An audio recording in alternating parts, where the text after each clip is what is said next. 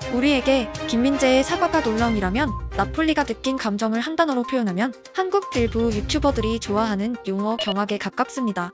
나폴리 최대 일간지 마티노는 김민재의 사과를 무려 일면에 게재합니다. 축구에 미친 도시답게 신문 일면에 축구 소식이 실리는 모습이 새삼 신기하기도 하고 그 이유가 인스타에 올린 몇 줄의 문장 때문이란 것이 더욱 낯설게 느껴지는 장면입니다.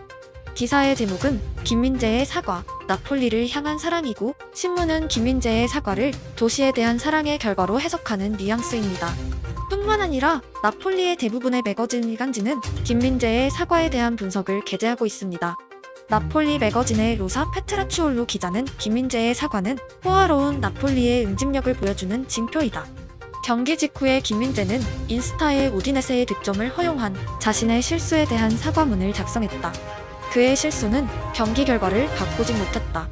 그의 이런 행동은 그의 도덕성과 어려운 리그인 세리에 아에 대비하여 현재까지 전혀 실수를 하지 않았던 그의 가치에 대해 많은 것을 말해준다. 그리고 그의 게시글에 나폴리 동료들과 팬들은 존경과 애정의 답변으로 넘쳐났다.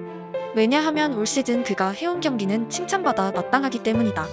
김민재의 사과가 주목받는 이유는 단순 명료하게 다른 수비수들의 경우 자신의 실수를 일일이 사과하지 않기 때문입니다.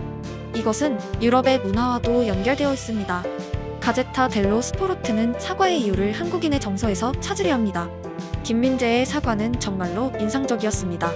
그는 위선적인 감정을 넘어섰으며 팬과 코치의 환심을 사기 위한 행동이 아니었습니다. 그는 이미 모든 사람을 자기 편에 두고 있습니다. 누구라도 그의 사과를 통해 축구와 조직 문화에 대한 그의 성격을 재확인할 수 있습니다. 그에게 사과는 보여주기식 표현이나 구원받기 위한 수단이 아닙니다. 그것은 그들이 살아가는 데 있어서 지속적인 행위입니다.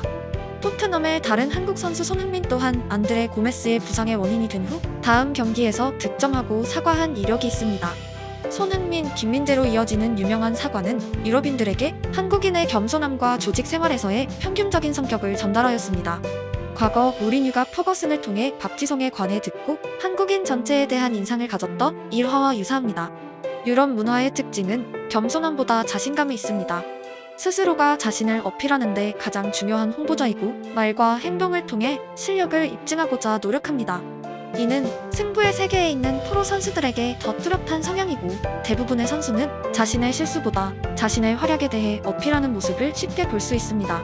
특히 수비수의 경우 90분을 잘하다가 단 한 번의 실수로 욕을 듣기도 하는 불리한 포지션이고 많은 수비수들은 그들의 고충에 대해 이야기하길 더 좋아합니다.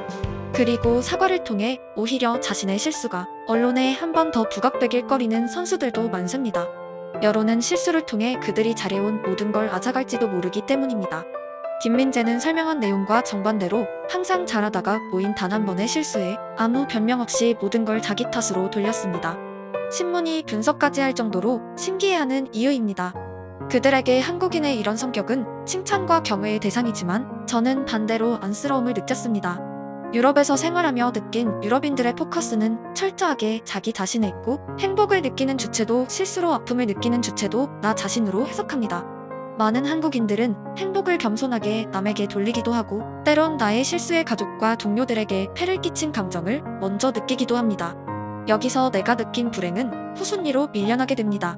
조직 생활에 완벽한 이런 성격의 한국인들은 분명 지구에서 가장 가난한 나라를 현재의 경제 대국으로 만든 원동력이자 국가적 자산입니다.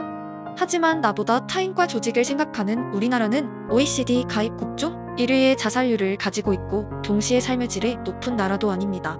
이 영상을 보는 여러분도 혹시 주변과 남을 위해 자신을 아끼고 돌아보는 시간이 부족하지 않으셨나요? 그렇다면 당신의 성격과 사회를 위한 책임감에 존경심과 감사한 마음을 전달드립니다. 하지만 이제는 과도한 책임감보단 나 스스로가 주인공인 하루도 함께 생각하는 최소한의 이기심을 감히 부탁드립니다. 오늘 영상은 한국에 돌아와서 퇴근길 지하철에서 본 수많은 사람들의 피로한 표정과 무거운 발걸음을 온몸으로 느끼며 체감했던 애잔함이 주제였습니다.